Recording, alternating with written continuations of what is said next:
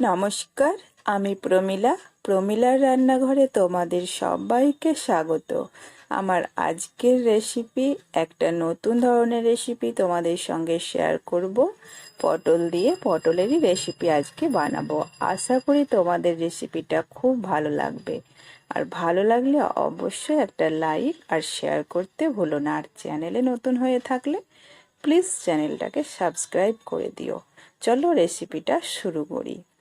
এখানে দেখো পটলের খোসা ছিলে ছোট ছোট করে গোল গোল চাকা চাকা করে পটলটাকে আমি কেটে নিয়েছি আর ধুয়ে পরিষ্কারও করে নিয়েছি।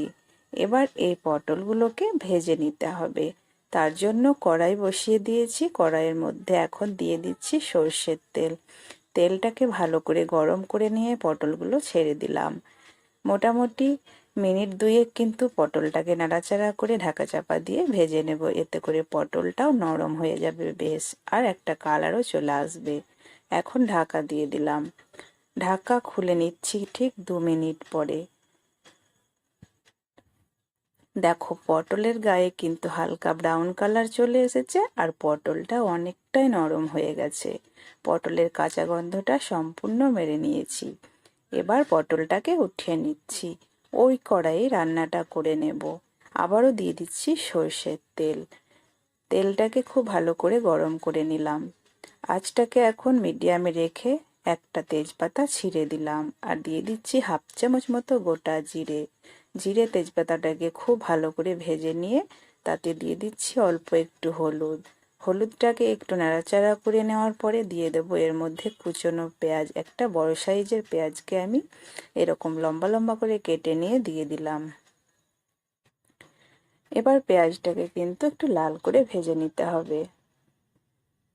একটু নাড়াচাড়া করে ধৈর্য নিয়ে আঁচটাকে বাড়িয়ে পেঁয়াজটাকে তাড়াতাড়ি ভাজা হয়, তো আঁচটাকে বাড়িয়ে পেঁয়াজটা আমি ভেজে নিলাম।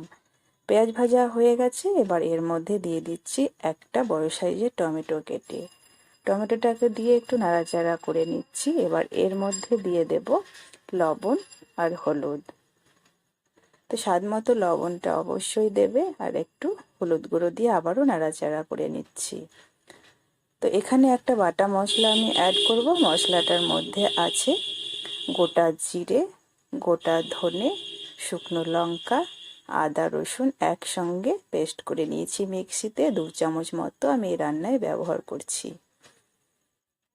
মশলাটা দিয়ে আঁচটা এখন লোতে রেখে খুব সুন্দর করে কষিয়ে নিতে হবে। মশলার কাঁচা গন্ধ একদমই মেরে নিতে হবে। মিনিট 3 ধরে মশলাটা কষে নিতে হবে খুব সুন্দর করে। যত ভালো মশলা কষানো হবে তত রান্নার কালারও ভালো হবে আর টেস্টও ভালো হবে। আমি অল্প একটু জল দিয়ে খুব ভালো করে নাড়াচাড়া করে ঢাকা দিয়ে রেখে দেব 2 মিনিটের জন্য। এখন আমি ঢাকাটা খুলে নিয়েছি আর মশলা কিন্তু খুব সুন্দরভাবে কষানো হয়ে গেছে। তেল আর মশলা সম্পূর্ণ কিন্তু আলাদা হয়ে গেছে, তোমরা দেখে বুঝতে পারছো। তো ঢাকা চাপা দিয়ে মশলাটা কিন্তু আমি কষিয়ে নিয়েছি। মশলাটাকে সাইডে রেখে দিয়ে দিলাম একটা ডিম। এই ডিমটাকে এখন শুকনো অবধি অপেক্ষা করতে হবে। গ্যাসের ফ্লেমটা এখন অবশ্যই কিন্তু লোতে রেখে ডিমটাকে একটু শক্ত করে নিতে হবে। শক্ত হয়ে এলে আলতো আলতো হাতে একটু ডিমটাকে ভেঙে ভেঙে নেবে।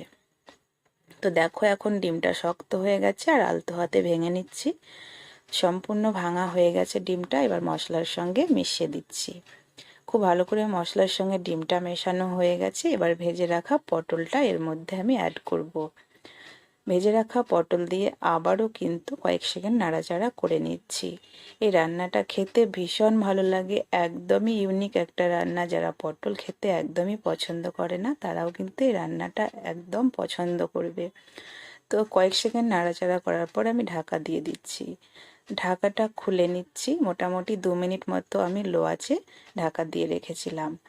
তো দেখো এখন কিন্তু পারফেক্ট কষানো হয়ে গেছে, পটল সম্পূর্ণই সেদ্ধ হয়ে গেছে। যারা এমনি এমনি খেতে চাও তারা কিন্তু জল না দিলেও পারো। আমি কিন্তু অল্প জল দিচ্ছি, একটু মাখো মাখো রান্নাটা করব, খুব ঝোল ঝোল হবে না। তোমরা চাইলে শুকনো অবস্থাতেই খেতে পারো, যেহেতু পটলটা কিন্তু সেদ্ধ হয়েই গেছিলো। একদম খাওয়ার উপযুক্ত রান্নাটা হয়ে গেছিলো। তো আমি একটু ভাত দিয়ে মেখে খেতে ভালো লাগে তাই একটু গ্রেভির জন্য জল দিলাম আর জল দিয়ে খুব ভালো করে মিশিয়ে দিচ্ছি।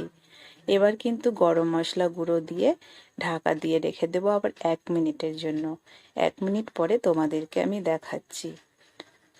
তো 1 মিনিট পর গ্যাস অফ করে দিয়েছিলাম, আর তারও 1 মিনিট পর তোমাদেরকে দেখাচ্ছি। রান্নাটা একদমই রেডি হয়ে গেছে এখন পরিবেশনের জন্য। আশা করি রেসিপিটা ভালো লেগেছে। ভালো লাগলে আবারও বলছি একটা লাইক আর শেয়ার করবে। আর আমার চ্যানেলে নতুন হয়ে থাকলে প্লিজ চ্যানেলটাকে সাবস্ক্রাইব করতে ভুলো না। আর অবশ্যই রেসিপিটা বানিয়ে দেখো, দুর্দান্ত স্বাদ, সবাই পছন্দ করবে, সবাই প্রশংসা করবে। আজকে এ পর্যন্তই, ভালো থেকো।